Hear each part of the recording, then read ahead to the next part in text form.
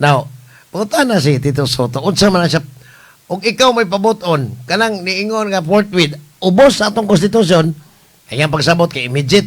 Insya, ugma na yun.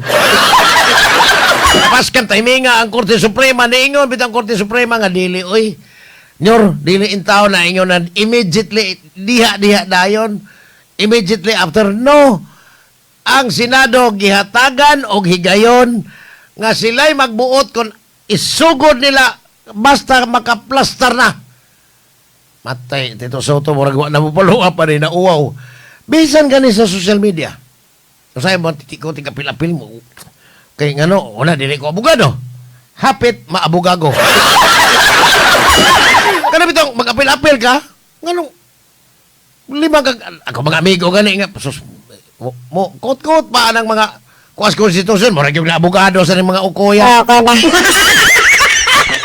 Kapito lang, og lagi ka ng kinahanglang legal nga mga questions. Ipangutanan na itong abogado din on air. Bahalag siya yun sa'yo pa. Siya man to. Di naman ako. Kaya labaw pa po kung masayop o pataka ko. Patay Tito Soto, pataka man sa tabi. Ingon siya nga, bukas. Bukas, ugma na. Oh, patang pagkasupalpala na uwaw sa taon. Kay ang kang Chis Escudero ka na to sa diyang siya pa'y Senate President. Ingon siya na ko. Ingon siya, ngantos ko na dili ni immediately after yun. Nga kung madawat na mong articles of impeachment as in the case of Sara, Vice President Sara, amo na yung sugdan. Kung doon na lang ganito like ka ng mga biste para sa impeachment court. Sila may mga judges o juror, a jury. Sus, limang kag Tito Soto ni nga umamdayon. Pero uwaw kahit di po ilam mo sa tingaling uwaw kay unas Tito Soto din ni abogado. Uno siya sikat kay Itbulaga noon. Akam naay mga mainlaking interpreter sa mga ultimong usa ka lugas. Ingno tong sa kalugas. O sara man ka wording forthwith. So siya interpret maguna-una sa bida. Matay kani bitang usahay kani social media daghang kay mad bright. Kana magbasa kag mga comment daghang nag bright gid oy. Unya mo apil-apil pa ka. Mo nang wa man ko maapil ang bright. Din lang ko maapil. Naloko na. Pero tingil ara paminahon. Basahon ni mo sus murag yung kamakaon ni murag sobra paswito. Kana bang murag kay may biliban ako ni ano paswito mga mani. Wa man katongtong ni College of Law tingali.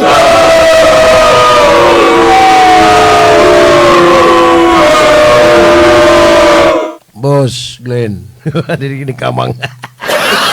Murag ingon ani karon nasupalpal man.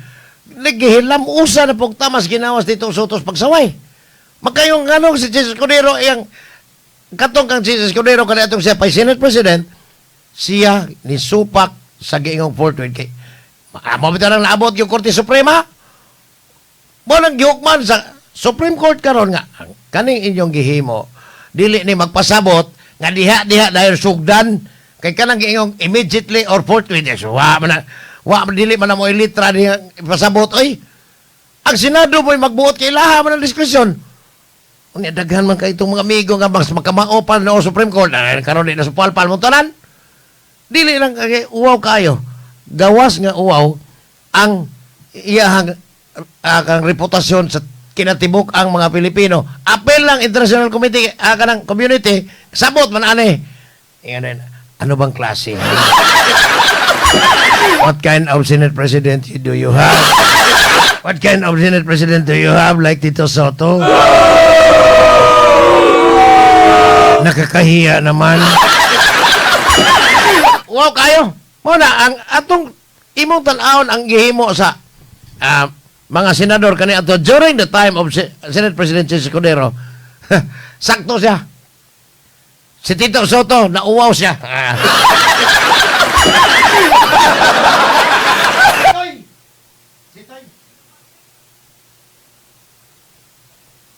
Nauwaw in town. Karon si Tito Soto. Wagin mo tubag ko, no?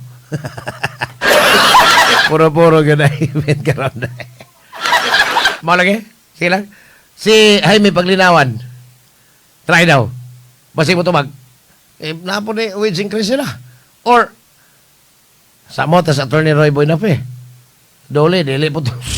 Sige lang. Padayon. Kailang, boss. Pero kung nagay makita ang lain, bali kung kay importante nga natay hinabi ron. Oo, may pano kay usama na sa mga hilig kay ibagsak. May pa. Anyway, kato. So, uwaw kayo ang nahitabo ni Tito Soto. Uwaw kayo. Kaning di apay laing na uwaw. Gawas ka na uwaw, matod pang Claire Castro, disappointed daw siya. Ang inyong presidente ang gibutaran, hantod karon mahal mas binam. Wa pa katadua ang drama ni. Kay yang gipatawag ang ambasador to the Philippines sa Czech Republic o sa France, mao gyapon mga country representative sa ilang nasod din nga naa nakabase sa Pilipinas. Ipatawag nila. Sus na uwaw disappointed. Wa ko nung gigitugan ang mga taga Czech Republic unsa ginahitabo sa Saldico pero si bangag ninyo din arrested. Arrested ko tao. Pagkasunog na nila ninyo din nahuli. Pero hindi dinakip. Mao ba? Taka man naghanag yun. Naghanag yung nahuli pero hindi dinakip.